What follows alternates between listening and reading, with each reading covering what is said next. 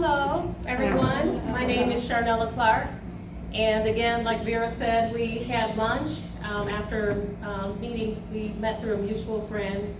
And, we are like minds. And I told her that, I'm an author, a realtor, a motivational speaker.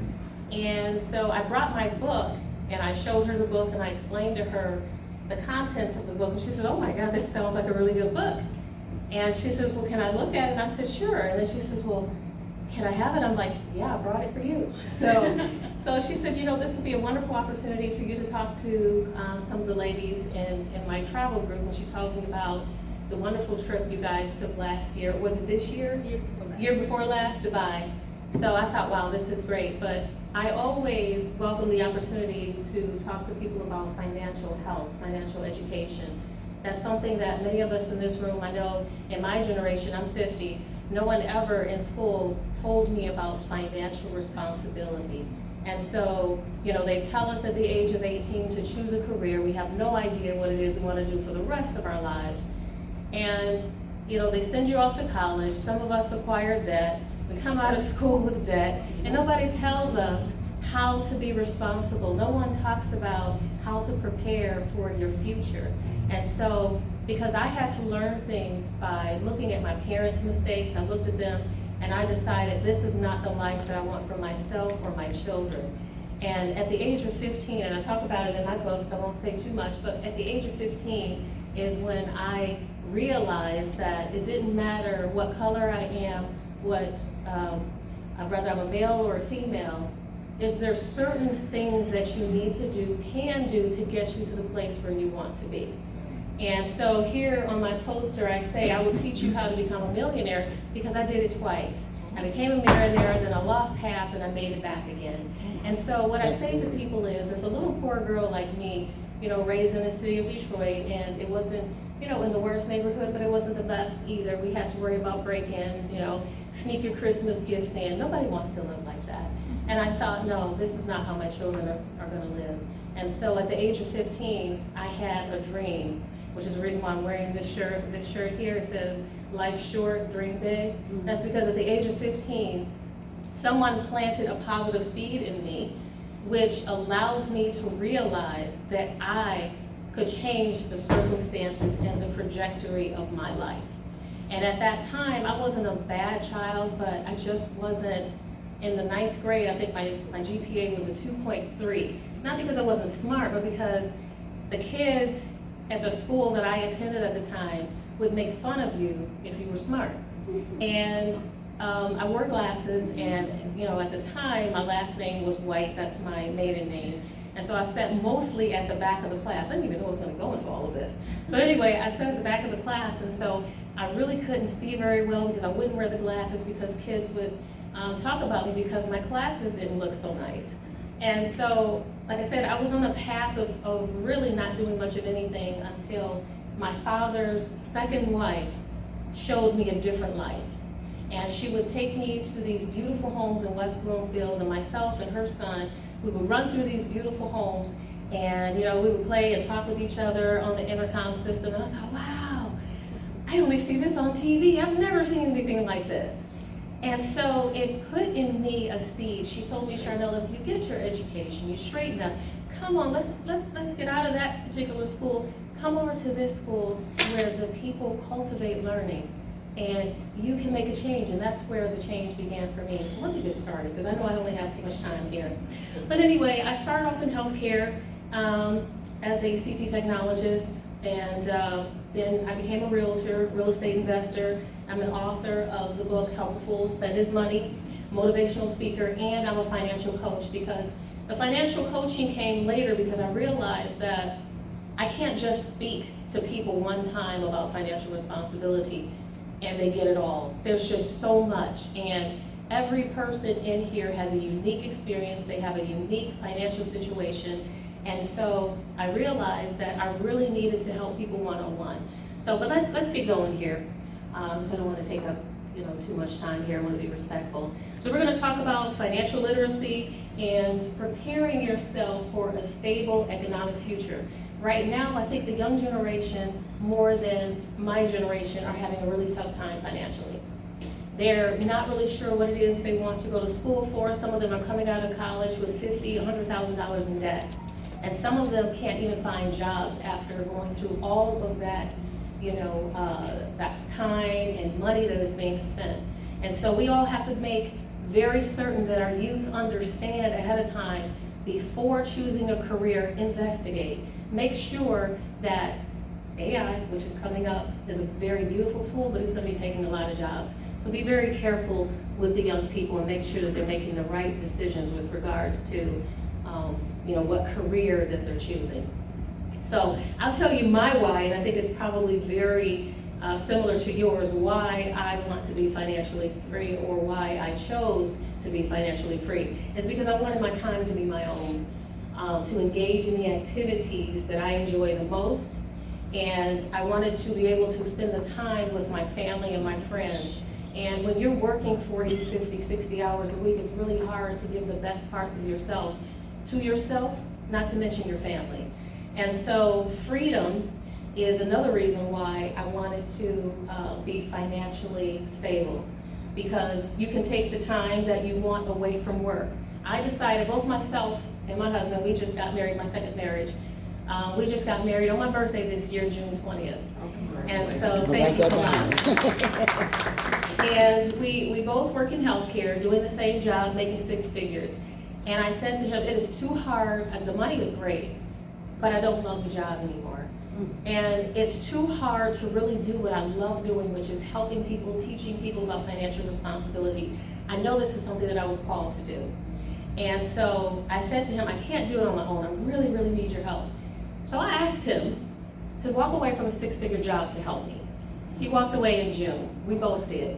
And yes, we can go back if we need to, but right now we're really just enjoying this journey of getting this business off the ground, because I know that there's so many people out there who need to hear this message.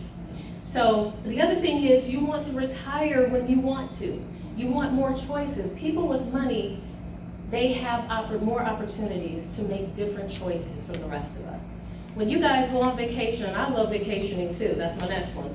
Why do I want to be financially sound? Is so that I can go on vacation. I have traveled many different places. I've lived in another country before, in Germany, and so it's been a great experience traveling, and you want to continue to do that, but without putting a strain on your budget, and there is definitely a way to do that.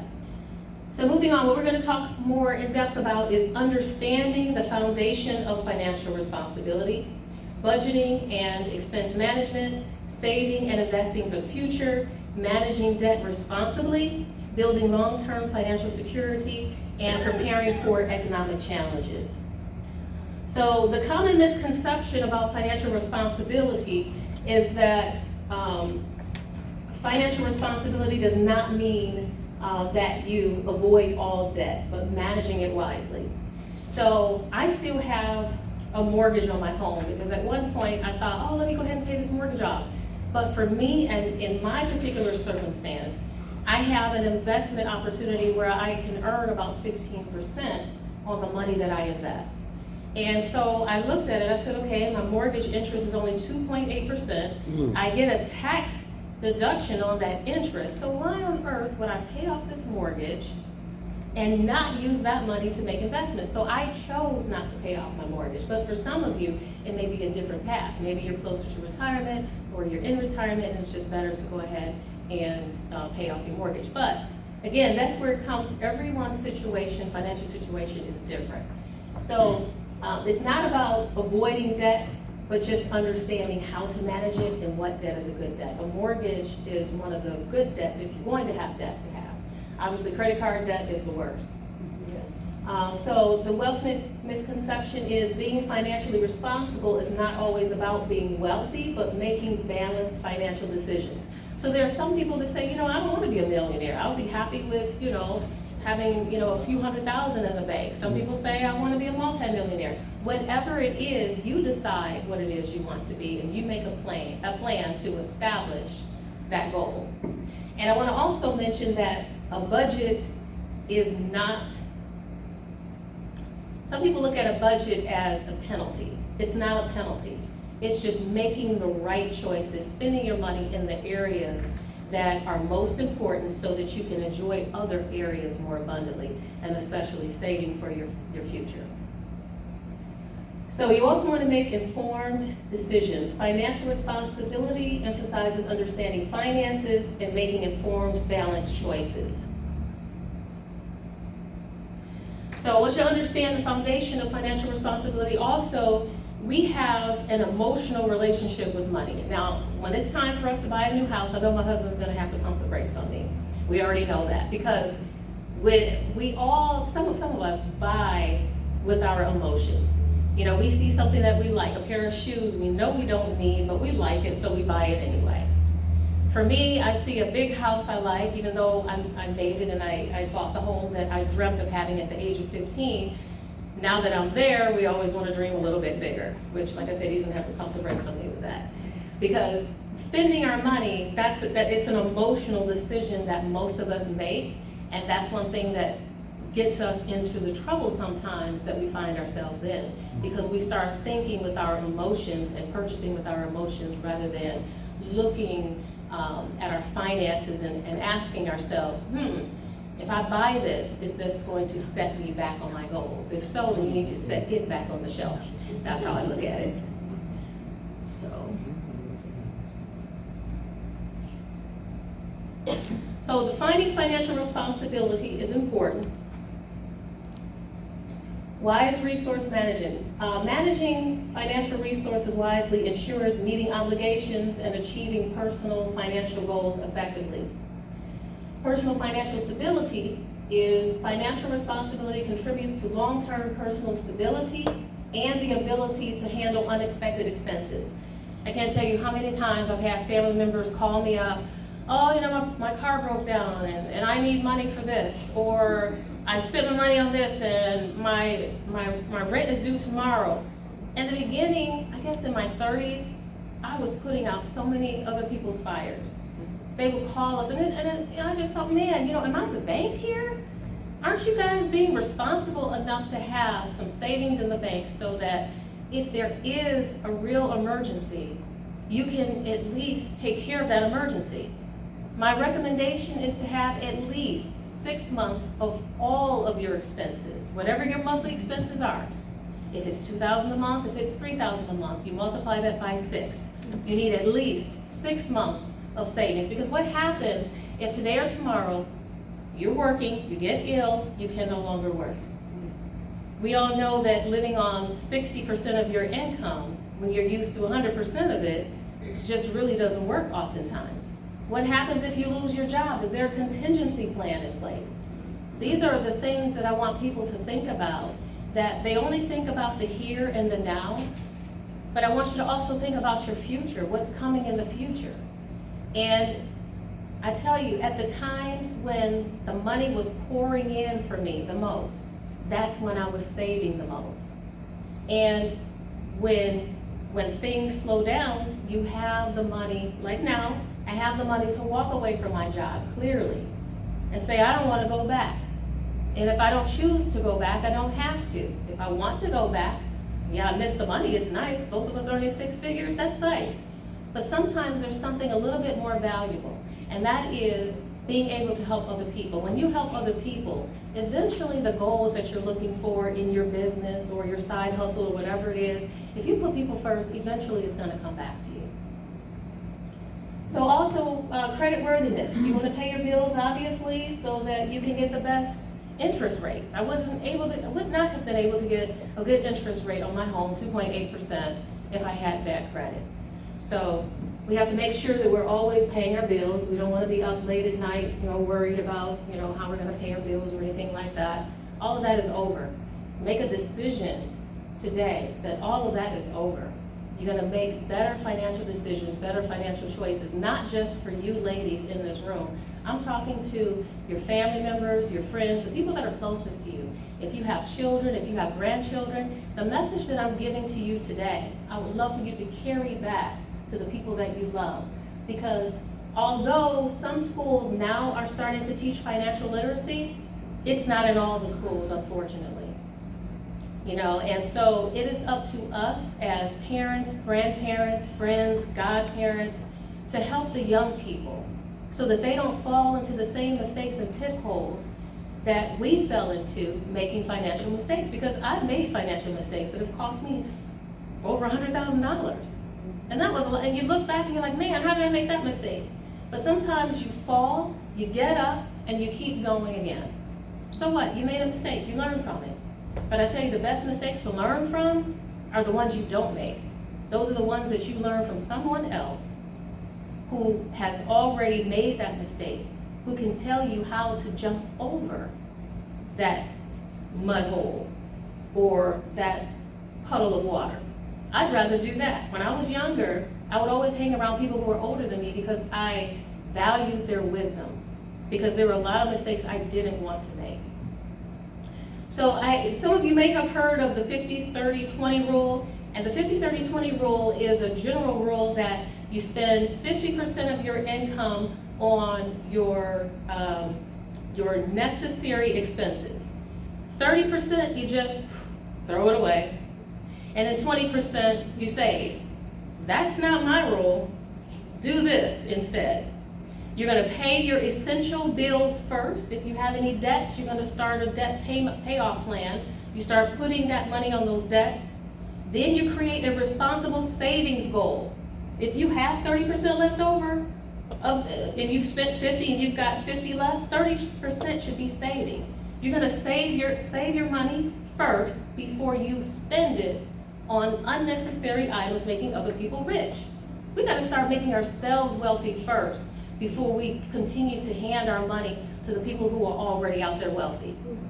There's all sorts of advertisements out there to get you to spend your money on things you don't need, you don't have to have, and some of us disguise wants as needs.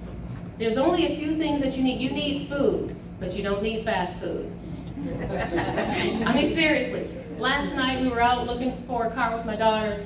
I couldn't believe it. The four of us, we spent $53, was it $53 at Culver's. I'm like, what? Yes. It's ridiculous. Yes. And I'm like, yeah, we're not doing this very often. We don't, I mean, we used to, but we don't do that so much anymore. But anyway, we disguise wants as needs. And I see people, I keep my cell phone 5-6 years. I wait till that darn thing just literally clunks out. And I see other people with far less money in the bank. And they're out there, ooh, I gotta get the brand new phone, it just came out. Well, darn, that phone's just 2 years old. I asked my coworkers when I was working, does it work? No. They say, yeah. Well, why are you getting another one? Oh, because this one has this. I say, by the time you buy it, they're gonna have another one out there for you. They never stop advertising to you to spend your money. So anyway, whatever is left over after you pay your bills, you pay yourself, whatever is left over, that's what you do, spend frivolously, should I say, on anything else that isn't a necessity. So effective budgeting techniques, like I talked about, you're going to pay all your bills, next you're going to define your savings goal, and when you define a savings goal, when I first started, I guess I was in my early 20s, I knew nothing about saving and budgeting, and my ex and I were living, it was a nice home, it was a nice starter home, but we had started, we had our first kid, and I'm thinking, man, we're going to have another kid, and this house is really small, and I want one of those big houses. So I started thinking, oh gosh, how can we afford that? My ex would always say, oh, we can't afford that. I said, I'm going to figure out how we can afford that, because that's what I really want. I want a house twice as big as this one. And so I started trying to teach myself how to budget, and I got a little discouraged because I set my goal too high. I said, I want to save $1,000 a month. So when we would get paid, I put $1,000 in my savings account, and all of a sudden, I'm withdrawing 100, 200, because I didn't account for it. And I had wrote everything on paper, and I couldn't figure out why things were going awry. So then I decided I'm going to go with the envelope system, which I talk about here and on my YouTube channel. I started putting my spending money, my grocery money, and my miscellaneous money in an envelope, 3 separate envelopes, and my regular bills were paid, by check through the bank account. And I started monitoring, oh my gosh, this is where I'm going over. I'm buying all this food, but then I look at how much food I was throwing away. You know how we buy so much food, we can't even eat it all, and then we end up throwing it in the trash? And so I thought, okay, we're gonna stop that. And then I looked at how much we were spending $300 dining out every month. I'm like, darn, Yeah. I didn't realize it. Yes. And this was way back when. So it helped me for me, when I dealt with cash, it helped me look at or to budget a little bit better. Because when you're using a credit card, you don't really monitor how much you're spending. You get so far in debt. And every time you turn around, a credit card company is giving you more credit, so you can just get yourself further and further in debt. And they say, research says 80% of Americans are getting poorer by the month. That's because we are just spending ourselves into debt with this buy now, pay later concept. And so I developed the concept, if it isn't in my bank account today, and I don't absolutely need it, it's not getting purchased. Money that may be coming next month isn't here today. It's not promised. What do I have in my hand today? Key principles of sound financial management, budgeting essentials. You want to create and follow a budget that helps manage your income and expenses effectively for financial stability. You're going to live within your means, and if you can't afford it today, you're going to buy it when you can afford it. So spending less than the income that you bring in, that avoids debt, right? So if you're only bringing in $3,000 a month, but you're spending $3,500 a month, I mean, that's a no-brainer. You're going in debt $500 every month. So that's why you want to have a good budget. And sometimes you may have to restructure that budget a few times, because I have over the years. You know, I started, learning how to budget in my 20s. So I've been doing this for over 20 years. And when some of my coworkers were talking about how much debt they're in and how much overtime they have to work to pay this off and to do this, and I'm talking about how many thousands I'm saving every month. And they're like, what? How are you doing that? I said, well, you want me to help you? I help people for free for so long. And then finally I thought, people really need this. I need to write a book. And so I started talking with my daughter about it, and I'm like, man, I don't know what to name the book. So we came up with a couple of titles. Help a Fool Spend His Money. I thought it was cute. I wanted it to be catchy. So, just when I was out shopping or at the grocery store or whatever, I would say, hey, can I have a few minutes of your time? Because I'm writing a book, and it's about, financial responsibility, and I'm trying to choose a title. So I gave them the 3 titles. Every one of them, 100% chose Help a Fool Spend His Money. So that's why I thought, okay, I'll go with this, So you're going to prioritize savings. Like I said, I can't preach that enough, because if you don't have any savings, you don't have any money to invest with. If you don't have any money to invest with, it's going to be hard to plan for your future, because the money that the government's going to give you in retirement, if it's even there by the time I'm ready to retire, isn't enough to live the abundant life that you deserve and you want to live. But once you create your budget, you have to consistently track your spending. Because as you track your spending, and again, if you're using cash, it's better to track your spending. Because when I was helping my daughter with her budget, she was eating out way too much. She couldn't figure out, why is her credit card bill so high? And I looked at it and I said, honey, I mean, you're eating out all the time. Well, I don't eat out that much. Well, according to your credit card, you do. I didn't realize I was eating, breakfast at lunch 5 times a week. And it's like, really? And so I sat down with her. I said, okay, this is what you're going to do. You're going to the bank. You're going to get cash. You're going to put it in an envelope. When that spending money is gone, you're done. Amen. And then she said, really? I said, yes. So, we were eating out before, and she said, oh my God, I only got like $20 off. I said, well, then you need to slow down then, because you're almost at your limit. You need multiple streams of income, right?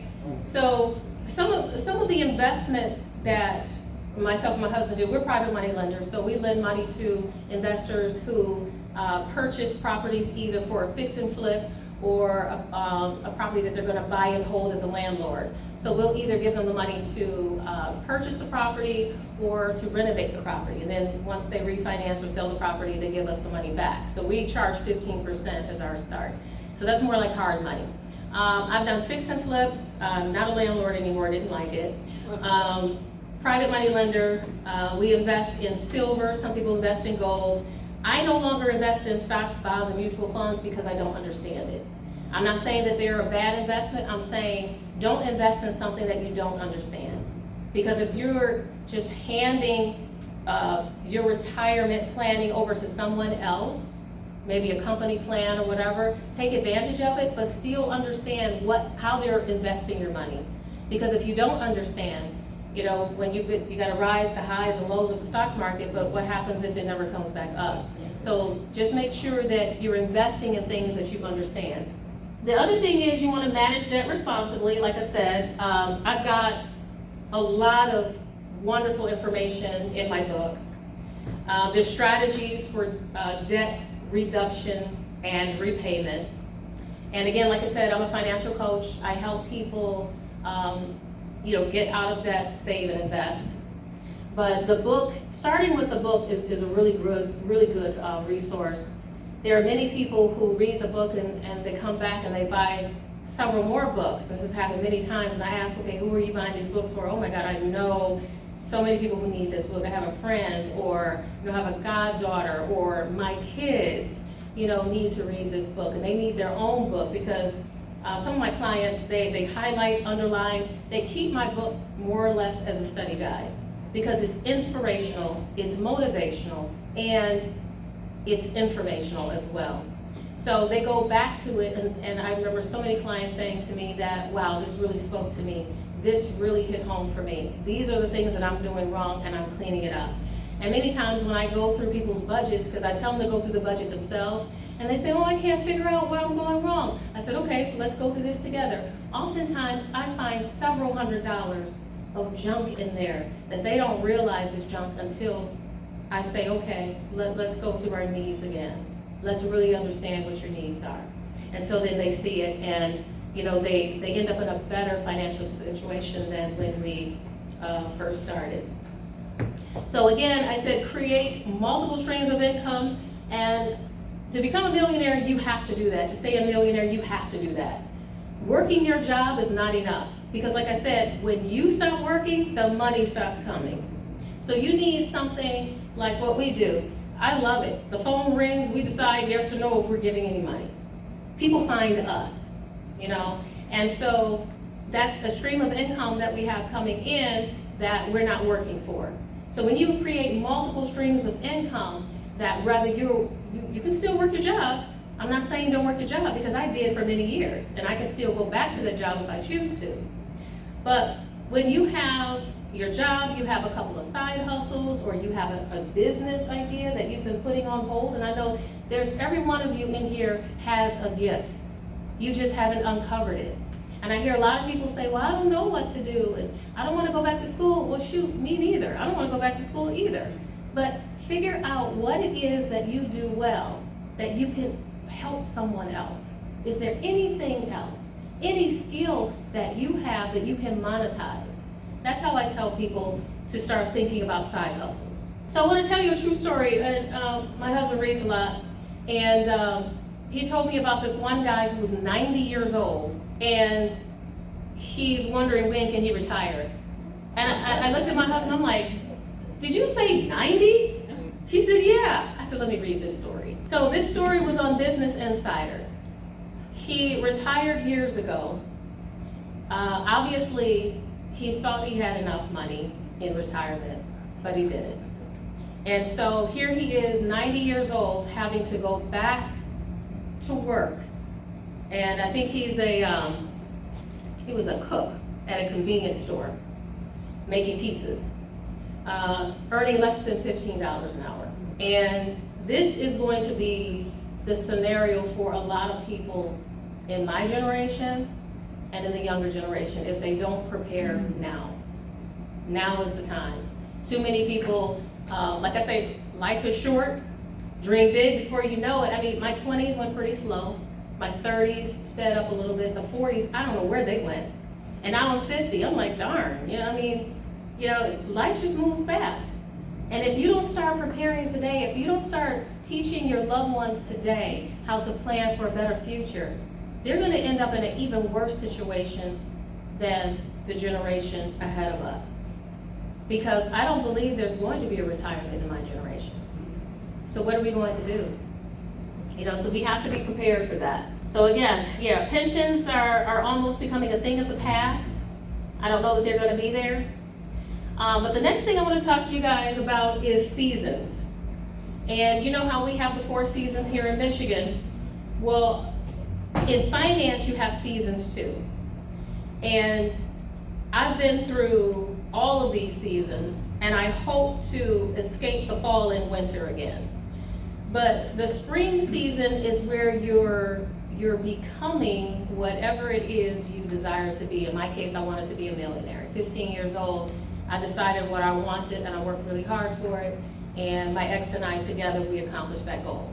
Unfortunately, on the way up, we kind of lost focus of, the marriage. And so we ended up, we were in a very, very beautiful financial situation. But over time, that relationship deteriorated. And so when I divorced, for me, that was my fall season. Things started to slow down, and even I entered into a winter, because now if I'm all the way up here, I get a divorce, and now I'm back down here. And I was telling my daughter, because I had the idea to write the book in 2018, and that was after, my ex said to me, you realize we're millionaires? I'm like, what? Because we were just putting our heads down working, just making that money. And we had several businesses, real estate and all that. And so I didn't write the book because I realized my marriage was in jeopardy, so I was trying to save the marriage, and I thought, let's try this. And then in 2019, I just, after 22 years, I just said, okay, I can't do this. You can't, it has to be 2 people working on keeping a relationship together. So I filed for divorce and lost half of everything. And so I said to my daughter, well, I can't write a book now. And so a year later, she said, Mom, are you going to start writing that book? And I said, well, honey, I'm not there yet. And she said, well, you could at least get started. So I waited another year. And then I decided to, because it took me a couple of years, it took me 5 years to get back to where I was. And so once I got there in 2024, then I said, okay, because the book was already ready, and so I didn't release it till I was back there again. And I self-published the book in August of 2024. And so my daughter said to me, Mom, you now have to get on social media. I'm like, why? She said, because nobody knows who you are. You say you want to change 1 million lives. You want to reach 1 million people. How are you going to do that? Just word of mouth. And I said, oh man, I got to get on social media. On your table here, you can take a picture of all of my social media pages. You can follow me for free. That content, Financial Fix with Sharnella, is where you'll find the most information on my YouTube channel. I post almost every day. I've got over 100 videos. But remember, these videos are inspirational, motivational, and educational. It's a combination. Because when you feel like you're down and you're out and you can't make it, you make a mistake financially and you find yourself down in the dumps, you may feel like giving up, but you don't give up. And that's part of the reason why I wear shirts with motivation. My daughter and I started a company called Motivational Expressions, and I'm getting ahead of myself, so let me back up. So as a financial coach, I give you advice. I help you formulate and walk through a plan that will help you to reach your goals. Okay? You don't have to be broke in order to benefit from financial coaching. Wherever you are, you can always do better. If you're not where you want to be, you can always do better. And for those of you who are tired of being broke, I can help you get to a situation where you're in a better financial plan. But understand, you have to do the work. I'll help you formulate the plan, but you have to do the work. My book is here. It's $22. If you want to take a picture up here, this is my social media information. If not, you have the forms on the table. You can take a look, and also my email addresses are up here though. So for those of you who read the book, my email address is in the book, because when you finish reading the book, if you have a question, a financial question, and you want help, just send me an email, helpful@yahoo.com.